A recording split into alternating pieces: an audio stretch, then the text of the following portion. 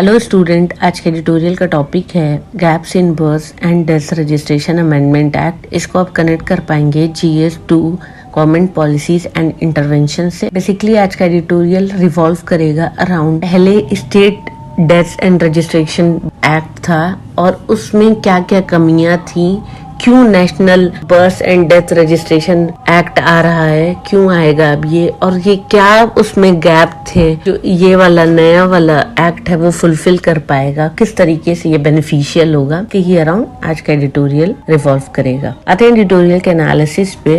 Registration of birth and death act 1969 provide करता था registration of birth and death, और ये कंपलसरी था और पूरे ही इंडिया में एक ये यूनिफॉर्म लॉ था। जिस तरीके से ये एक्ट वर्क किया, इस एक्ट में कुछ अमेंडमेंट लाना जरूरी था और इस बिल में वो मेंशन है जो अमेंडमेंट है। और अब ये act registration of birth and death amendment bill 2023 के नाम से जाना जाएगा और ये पार्लियामेंट में पहली बार पास भी हो गया है और प्रेसिडेंट ने इसे एसेंट दे दिया है। इसमें कुछ मेजर ऑब्जेक्टिव्स हैं जिसमें सबसे इम्पोर्टेंट है और वो बिल में अटैच्ड है statement of objects and reason. Bill इस वजह से बनाया गया है ताकि नेशनल और स्टेट लेवल डेटा बेस यहाँ पर रजिस्टर्ड होते हैं बर्थ और डेथ, वो हेल्प करे अपडेट करने में, और भी जो डेटा बेसेस हैं एज अ रिजल्ट होगा क्या एफिशिएंट और ट्रांसपेरेंट डिलीवरी हो पाएगी public services and social benefit. इसके लिए एग्जाम्पल ले लेते हैं गवर्नमेंट की PDS स्कीम, जिसके थ्रू गवर्नमेंट कम पैसों में राशन प्रोवाइड करती है मार्जिनलाइज्ड ग्रुप ऑफ सोसाइटी। तो अगर डेटा अपडेटेड रहेगा तो सही तरीके से टारगेटेड ग्रुप को उसका बेनिफिट मिल पाएगा।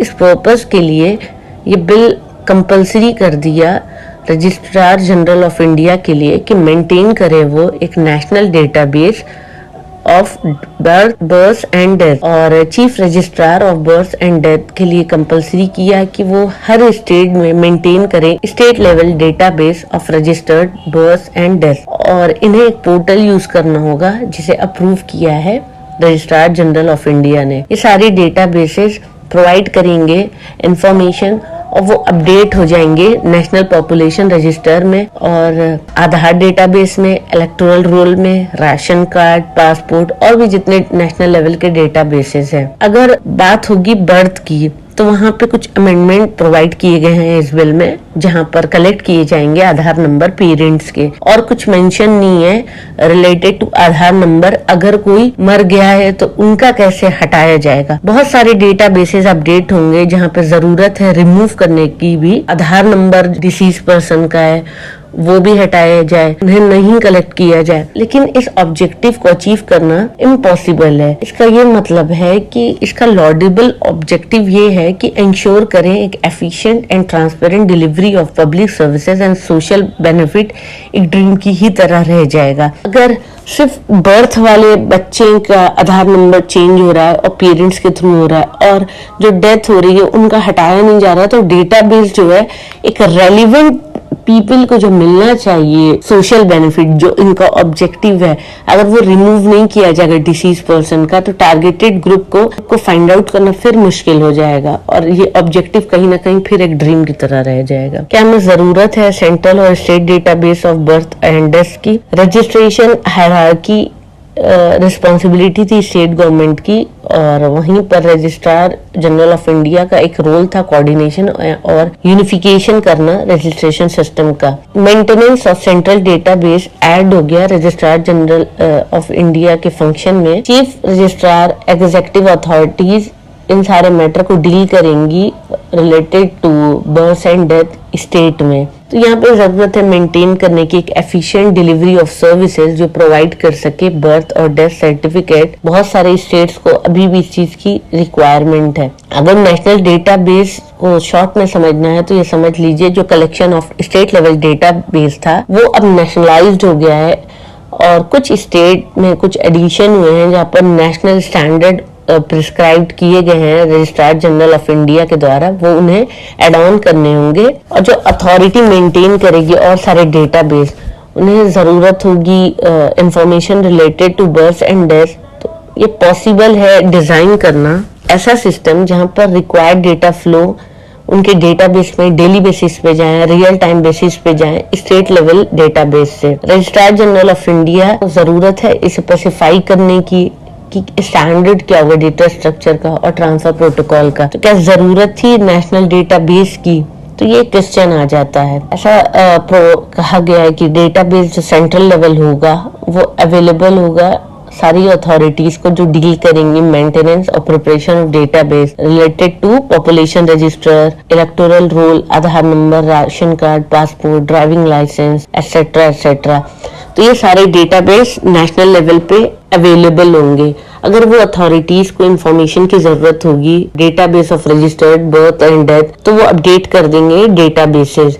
और इस तरह से ये अमेंडमेंट रिक्वायर्ड था कि जहां लॉ और एग्जीक्यूटिव ऑर्डर मेंटेन करेंगे ये सारे डेटाबेसेस। आईबीडी एक्ट को सिर्फ जरूरत थी इनेबल करने की ऐसा प्रोविजन जो शेयर करे इंफॉर्मेशन फ्रॉम डेटाबेस। इनफैक्ट वो भी जरूरी नहीं था अगर बात करें बर्थ और डेथ रजिस्टर्ड की, क्योंकि अगर इसे पब्लिक डॉक्यूमेंट की तरह कंसीडर किया जाए तो गवर्नमेंट कोई भी डेटा कभी भी सेट से ले सकती है। कुछ अगर डेटाबेसेस को लिस्ट करें, कुछ डेटाबेस अगर कंसीडरेशन में लेता है पार्लियामेंट और छोड़ देता है कुछ एडिशन गवर्नमेंट पर, तो ये डीमीन करना हो गया पार्लियामेंट को इन अ वे। नए एडिशंस हुए हैं लिस्ट में जो भी मे बी डेंजरस हो सकते हैं उस लिस्ट के लिए अगर इसे पार्लियामेंट ने अप्रूव किया। एग्जाम्पल के लिए गवर्नमेंट डिसाइड कर सकता है कि एक लिस्ट बना दे वुमेन की जहां पर थर्ड और हायर ऑर्डर बर्थ अगर उन्होंने किया है वो रजिस्टर्ड हो जाए और वो प्रिपेयर कर दिया जाए और दे दिया जाए फैमिली वेलफेयर डिपार्टमेंट को फॉलो अप के लिए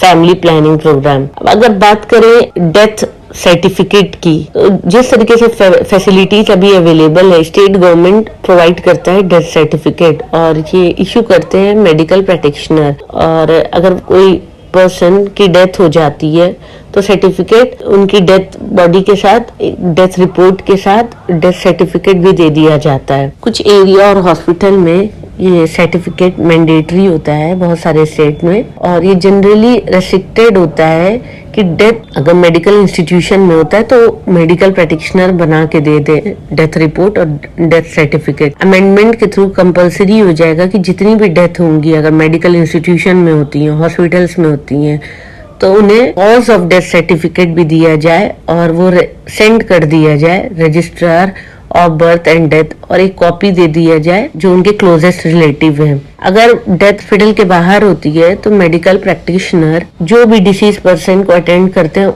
उन्हें डेथ सर्टिफिकेट दे दें और जो भी उनका रीजन था मरने का वो उसमें लिख के दे दें। लेकिन इसमें भी कुछ प्रॉब्लम हो सकती है। फर्स्ट, अगर मेडिकल प्रैक्टिशनर सही टाइम पे आए नहीं जब उन्हें डायग्नोज करना था कि क्या रीजन है डेथ का, तो बहुत मुश्किल हो जाएगा उस टाइम पे कॉज ऑफ डेथ लिखना। सेकंड है, अगर किसी पर्सन की डेथ होती है तो WHO की गाइडलाइन पे उन्हें सर्टिफिकेट देना होगा।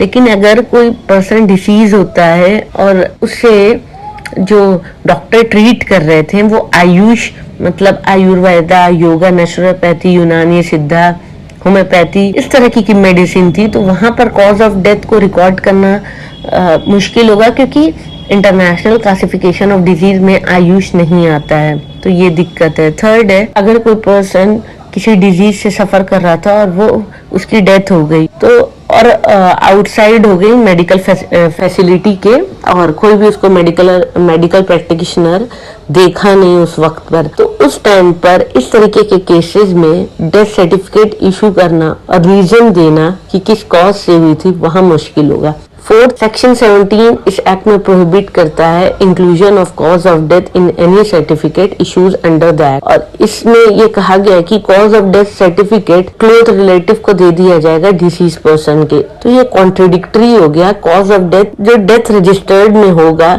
वहीं पर same cause of death certificate में भी होना चाहिए जो मेडिकल प्रैक्टिशनर दे।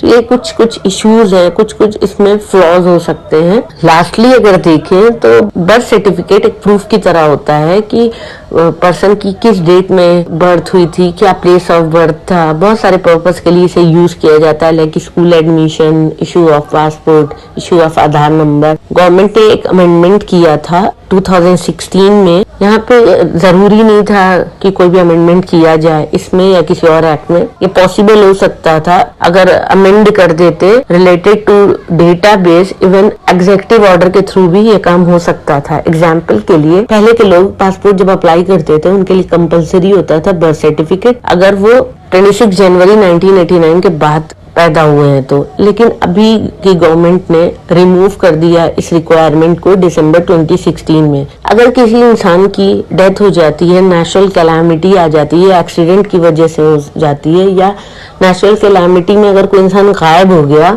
और वो मर गया, तो पुलिस क्या करती है, एक टाइम तक सर्च करती है, फिर खत्म कर देती है उस इंसान की सर्च। तो फैमिली अगर जाती है, 7 साल तक उसका इंतजार किया और रिक्वेस्ट किया कि उसको प्रिज्यूम डेथ की उसकी एक सर्टिफिकेट दे दे, तो अभी के टाइम पे प्रिज्यूम डेथ की सर्टिफिकेट लेना बहुत मुश्किल हो जाता है। एक प्रोविजन इस एक्ट में एड ऑन किया गया है जिसमें रजिस्टर कर सकते हैं प्रिज्यूम डेथ के लिए, जहाँ पर रीजनेबली अज्यूम कर सकते हैं कि किसी पर्सन की कैलामिटी में या एक्सीडेंट में डेथ हो गई हो। ये फैमिलीज के लिए पहले एक कंसर्न था, पहले इस तरीके से डेथ सर्टिफिकेट मिल पाना मुश्किल होता था। तो यहाँ कुछ ऐसे पॉइंट्स है जहाँ दिखता है कि इस एक्ट आने से फायदा होगा, और कहीं कहीं पर ये एक्ट जरूरत नहीं थी, ऐसा कंपेयर अगर करें पिछले वाले एक्ट से। तो ये था आज का एडिटोरियल का analysis. Thank you for watching my video. Please share, like and subscribe.